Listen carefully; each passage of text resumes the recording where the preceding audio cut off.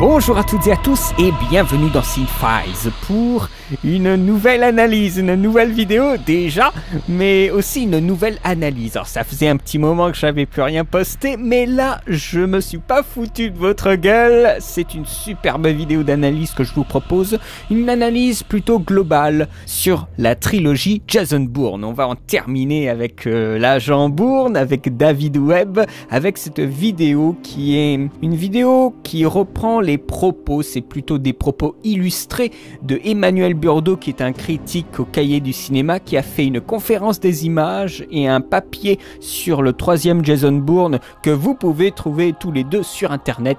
Et ses propos étaient si intéressants et je sentais que je captais quelque chose en fait de son idée, que j'ai reformulé tout ça pour en faire une vidéo qui dure à peu près 18 minutes. Ce n'est pas un grand pavé, mais c'est une vidéo qui m'a demandé beaucoup de travail pour la recherche d'extraits, et c'est aussi une vidéo qui commence avec une introduction spectaculaire, une espèce de petite bande-annonce, vous m'en direz des nouvelles. C'est vraiment une super vidéo que je vous ai fournie là, une vidéo de qualité. Mais voilà, vraiment je vous invite particulièrement à regarder cette vidéo qui est dans le lien bien sûr présent dans les descriptions, un lien Vimeo, jusqu'à ce qu'on me supprime cette vidéo pour atteinte aux droits d'auteur. Mais voilà, de toute façon je ne peux pas la mettre sur YouTube, bien sûr, droit d'auteur oblige, donc j'espère qu'elle survivra sur Vimeo et j'espère bien sûr que vous me ferez aussi des retours sur tout cela, parce que voilà, je vois bien que les analyses, il n'y a pas beaucoup de gens qui suivent ça et que ça intéresse, mais en attendant c'est quand même le contenu, on va dire, principal. Bien sûr ce n'est pas le contenu en termes de nombre principal sur ma chaîne, mais c'est vraiment le contenu dont je suis le plus, on peut parler de fierté, mais sur lesquels j'ai envie de mettre le plus l'accent, parce que c'est quand même, faut dire, une critique. Bon, c'est la présentation du film, alors j'étoffe ça en justement cherchant autre chose que simplement donner mon avis, mais l'analyse, ça c'est vraiment quelque chose qui me botte particulièrement, et donc celle-ci elle est vraiment, il faut avoir vu les films avant de voir cette analyse, les 3 premiers films. Et j'ai pris aussi le temps pour poster parce que j'ai préparé plein d'autres trucs à côté, dont un live qui va être pour très bientôt. Il y aura un live de jeu où il faudra deviner des choses, donc j'espère que vous serez au rendez-vous. Il y aura de l'activité sur la chaîne, mais avoir pris du temps pour poster cette vidéo, ça m'a aussi donner envie d'espacer un petit peu les différents contenus. Je vous avais déjà régulièrement parlé de mon envie de ralentir le rythme de publication. C'était une idée que je voulais absolument pratiquer, et c'est vrai que cette coupure là, le temps de construire la vidéo, eh bien ça m'a permis de relativiser un petit peu tout ça et justement de prendre mon temps. Et il faut vraiment que je me mette dans cette optique de prendre mon temps. On n'est pas à la course au clic, et encore moins sur ma chaîne. Bien sûr il y a des gens, voilà, qui sont dans des systèmes de flux, qui ont besoin de nourrir une chaîne parce qu'ils sont dans cette optique de flux, mais moi il faut que j'essaie vraiment de faire un effort de me détacher de ce flux. Bien sûr il y a des gens qui vont partir parce qu'ils ont l'impression que je nourris pas un flux, il n'y a pas de souci avec ça, mais j'espère en attendant que ceux qui sont là, ben, ils vont rester parce qu'ils savent qu'il y aura toujours, à moins que je meure, éventuellement, il y aura toujours du contenu. Il faudra juste un petit peu attendre. Et puis, si je vois qu'il y a des durées trop longues entre chaque contenu, je pourrais toujours faire un petit live pour rassurer les foules.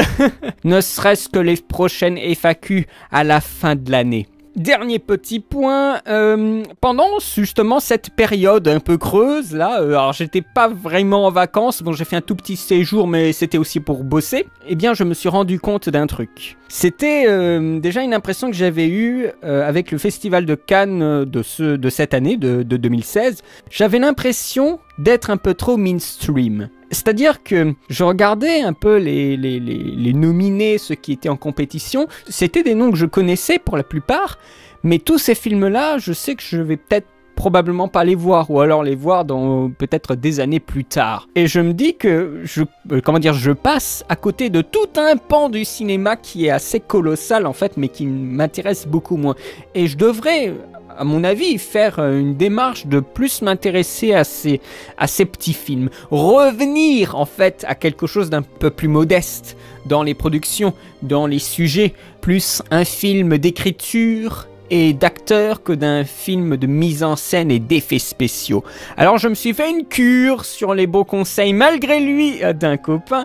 J'ai commencé à regarder, je pense, une bonne vingtaine de films indépendants, pour la plupart américains. Ce sont des films à très petit budget pour essayer de me ressourcer, en fait, de reprendre un peu, comment dire, une habitude de petits films. Alors que pendant un temps, je me suis fait des gros machins et tout ça. Donc là, je suis en train de redescendre un peu de la montagne, voilà, et de reprendre un petit peu d'air avant de remonter éventuellement, si j'ai envie, et de revoir un peu des gros machins, des gros blockbusters. J'ai vu quelques films, mais c'était pas... bon, je trouvais ça un petit peu fade, hein, donc... Et pourtant, c'est des films que je suis sûr que vous aimez, mais on pourra en parler en live, hein. Mais voilà, je me suis rendu compte que ça pouvait être bien du coup d'en parler un petit peu de ces petits films que j'ai vus. Donc ce sera peut-être l'objet d'un live en particulier, où je ne ferai que des présentations de films, un certain nombre, peut-être une dizaine de films. Voilà, peut-être un retour un petit peu sur le cinéma que je dis comme ça indépendant par abus de langage, mais plus des petits films. Donc je voulais aussi vous faire part de cette idée-là. Je voudrais peut-être revenir voilà, à des films un peu moins flamboyants. Bon, bien sûr, vous voyez très bien sur ma chaîne que c'est pas forcément du mainstream qui domine le tout, mais je voudrais peut-être encore radicaliser davantage ce point de vue. Ça dépendra vraiment des programmes. Je sais que sur toute l'année, là, ce qui m'intéresse, c'est Inferno de Ron Howard, mais parce que j'avais beaucoup aimé Angers Démon, mais tout le reste m'intéresse à peine. Éventuellement le film de Denis Villeneuve, The Arrival, mais c'est tout. Et encore, celui-là, je suis pas sûr de vouloir le voir au cinéma. Déjà que la bande-annonce nous a un petit peu trop dévoilé, mais bon, je ne sais pas. Voilà, celui-là, à la limite, il semblerait que Voyage of Time, d'après Allociné, ne soit programmé qu'en 2017, pas en 2016. J'espère quand même qu'il arrivera, ce film-là, qu'on n'aura pas une distribution en carton. Mais voilà, je pense que je vais un petit peu atténuer tout ça. Je vais aussi sortir quelques analyses, aussi des critiques de derrière les placards qui commencent à dater en termes d'écriture. Et bien sûr, la 200e critique, le gros pavé que j'ai déjà enregistré. Donc ça va prendre un petit peu de temps à mettre en place et tout ça, mais ça va être un gros morceau, cette 200e critique, hein, plus d'1 heure, facile. Donc j'espère que ça vous plaira tout ce programme. Je vous remercie. N'hésitez pas à regarder cette analyse, hein. J'insiste, mais voilà, moi je suis plutôt content du résultat, même si j'aurais peut-être souhaité développer davantage, mais bon, c'est une porte à ouvrir, et après il faut essayer d'imaginer d'autres choses, et d'imaginer par exemple des liens avec le dernier opus qui est encore au cinéma. Je vous invite à regarder cette vidéo dans la description. Je vous invite aussi à poster des commentaires. Et quant à moi, eh bien, je vous remercie de votre soutien.